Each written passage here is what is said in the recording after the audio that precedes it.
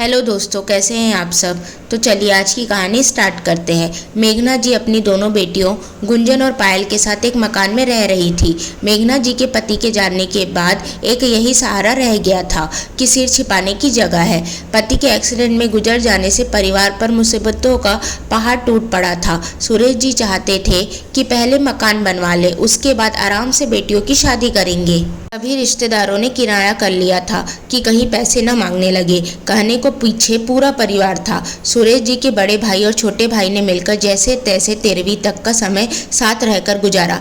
13वीं के अगले दिन वे सब चले गए। अब मेघना जी अपनी बेटियों और इस टूटे मकान के साथ रह गई थी। एक दिन गुंजन घर आई तो मेघना जी ने उसे पानी दिया और पूछा, बेटा कहीं बात बनी क्या? आप चिंता ना करें मम्मी, कहीं ना कहीं काम मिल जाएगा। बेटी मैं तुझे पढ़ाना चाहती थी लेकिन क्या करूं, तुम दोनों में से एक ही पढ़ सकती है। मम्मी सब ठीक हो जाएगा, मैं नौकरी ढूंढ रही हूं ना। वैसे आज चाचा जी मिले थे, वे कह रहे थे कि घर आएंगे, कुछ ज़रूरी बात करनी है। कुछ देर बाद गुंजन के चाचा घर आ गए। वे बोले, कैसी हो भाभी, कोई परेशानी तो नहीं है ना? बहुत दिनों से आप लोगों की कोई खबर नहीं मिली, इसलिए सोचा जाकर मिल आया जाए। ठीक है भैया, आप बताइए घर में सब कुछ कुशल मंगल है? मेघना जी ने कहा, हाँ भाभी सब ठीक है। मैं अपनी गुंजन के लिए एक रिश्ता लाया हूँ। मेरे साले का लड़का है। गांव में बहुत जमीन है। लड़के का अपना काम है, गांव में जमींदारी है। कई बीघे खेत में फसल होती है। नौकर चाकर सब लगे हुए हैं।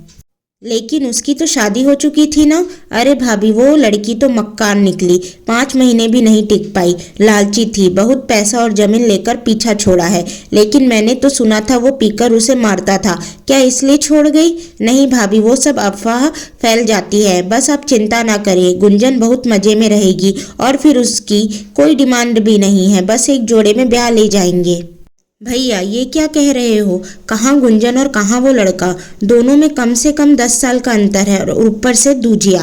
तभी गुंजन बाहर आई, चाचा जी पापा को गए 6 महीने हो गए, तब से तो आप पूछने तक नहीं आए। आज आए भी है तो ऐसा रिश्ता लेकर? मुझे नहीं करनी ऐसी शादी। गुंजन तू अंदर जा, मैं बात कर रही हूँ ना। वाह भाभी, खूब जबान खुलवा रखी है बेटियों की। भलाई का तो कोई जमाना ही नहीं है। बिना पैसे कौन करेगा शादी आपकी बेटियों से? भाभी मैं चलता हूँ, सोच के बता देना।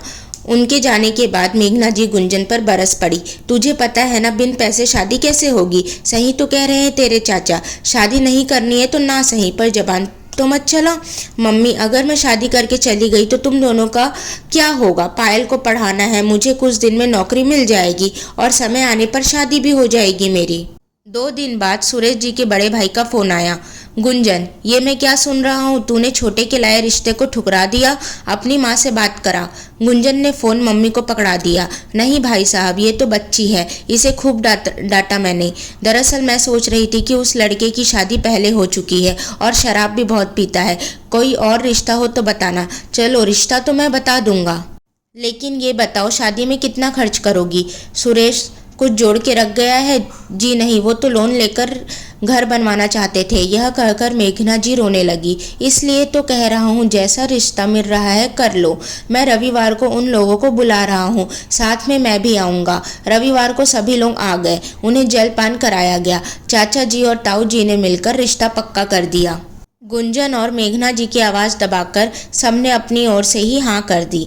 लड़के वाले बहुत सारे कपड़े, मिठाई और सोने के गहने, साथ में नगद 2 लाख रुपए दे गए। उनके जाने के बाद गुंजन ने अपने आप को कमरे में बंद कर लिया। बहुत मुश्किल से दरवाज़ा खोला। मेघना जी और पायल भी रो रही थी। गुंजन ने कहा, मम्मी काश पापा होते तो कम से कम हमारी पसंद का ख्याल तो रखते। मेघना जी ने कहा, मुझे ऐसा लग रहा है जैसे तेरा रिश्ता तय नहीं हुआ है, बल्कि तुझे बेच दिया गया है।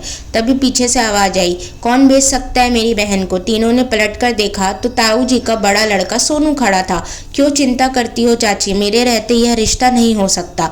अभी अभी पापा से लड़कर आ रहा हूँ, और रही बात चाचा की तो ये शगन का सामान कल उनके मुंह पर मार कर आऊँगा। तुम चिंता मत करो, मैं भी इस घर का बेटा हूँ। मेघना जी को जैसे हिम्मत मिल गई। सोनू ने उनके पैर छुए। तभी दोनों बहनें रोते हुए उससे लिपट गई। मैं आज ही आया तो पता चला गुंजन का रिश्ता पक्का हो गया है। मैं बाहर रहता हूँ तो क्या हुआ, मुझे बताना भी जरूरी नहीं समझा चाची?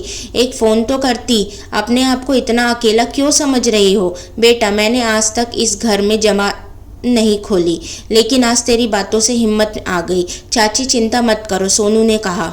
मेरी दोनों बहनें पढ़ेगी, कल से कॉलेज जाना और इस घर को मैं बनवा दूंगा, फिर ठाट से शादी करेंगे। गुंजन ने कहा, नहीं भैया, मैं नौकरी कर लूंगी, पायल को पढ़ाना जरूरी है। नहीं बहन, बड़ों की बातें छोड़, मेरे इतने कमाने का क्या फ़ायदा जब मेरे घर वाले गरीबी में गुजारा करें।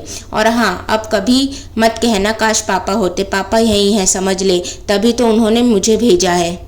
यह सुनकर तीनों फूट फूट कर रोने लगी। अरे गंगा जमुना बहाते रहोगी या चाय भी पिलाओगी। अगले दिन सोनू लड़ झगड़ कर सारा सामान वापस कराया। उसके बाद उसने मकान बनवाकर दोनों बहनों की शादी अच्छे घरों में की।